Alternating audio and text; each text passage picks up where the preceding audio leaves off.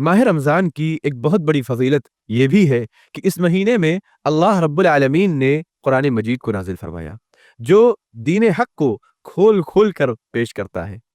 हक़ व बातिल और हिदायत व गुमराही के दरमियान फ़र्क करता है। नेक बख्तों और बदबख्तों की निशानियों और उनके साथ होने वाले अंजाम को हमें बतलाता है। चुनांचे अल्लाह रब्बुल आलमीन ने फरमाया कि शहरु रमज़ान अल्लज़ी उन्ज़िल फ़ीहिल क़ुरआन, कि रमज़ान ही वो महीना है जिसमें कुरान को नाज़िल किया गया।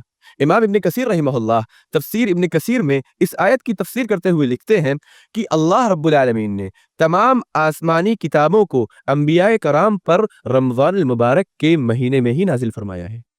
जैसे हज़रत इब्राहीम अलैहिस्सलातु वस्सलाम पर जो सहीफ़े नाज़िल किए गए, उन्हें रमज़ान अल मुबारक की पहली रात में नाज़िल किया गया।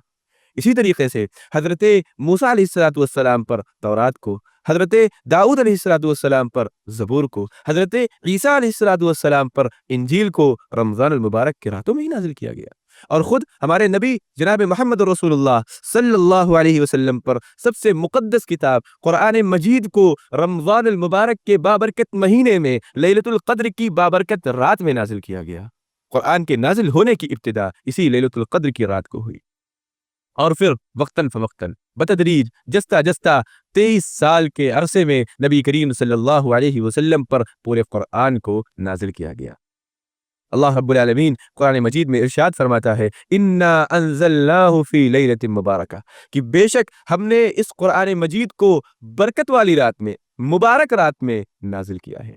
इसीलिए आप गौर करें, आप देखेंगे कि मुतअद्दिद उमूर ऐसे हैं जिसमें कुरान और रमज़ान मुश्तरक है, जो रमज़ान और कुरान के माबैन एक जैसे हैं, मुश्तरक है।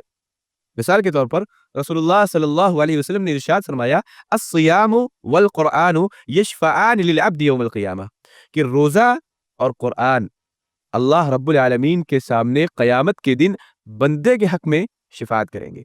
रोज़ा भी अपने रखने वाले के हक़ में अल्लाह रब्बुल आलमीन से शिफ़ाअत करेगा, और कुरान भी अपने पढ़ने वाले के हक़ में अल्लाह रब्बुल आलमीन से सिफ़ारिश करेगा। इसी तरीके से अल्लाह रब्बुल आलमीन ने कुरान मजीद में जहाँ रोज़ों की फ़र्ज़ियत का तज़किरा करते हुए फरमाया है कि लअल्लकुम तत्तक़ून, कि रोज़े का एक बहुत बड़ा मकसद ये है कि लअल्लकुम तत्तक़ून, ताकि तुम लोग मुत्तक़ी बन जाओ। और कुरान के मुताल्लिक़ भी अल्लाह रब्बुल आलमीन ने इरशाद फरमाया कि ला रैब फ़ीह हुदल लिल मुत्तक़ीन, कि इसमें कोई भी शक नहीं है, हुदल लिल मुत्तक़ीन, ये मुत्तक़ियों के लिए हिदायत है। इसी तरीके से और भी दीगर उमूर हैं जिसमें रमज़ान और कुरान ये दोनों मुश्तरक है, एक जैसे हैं।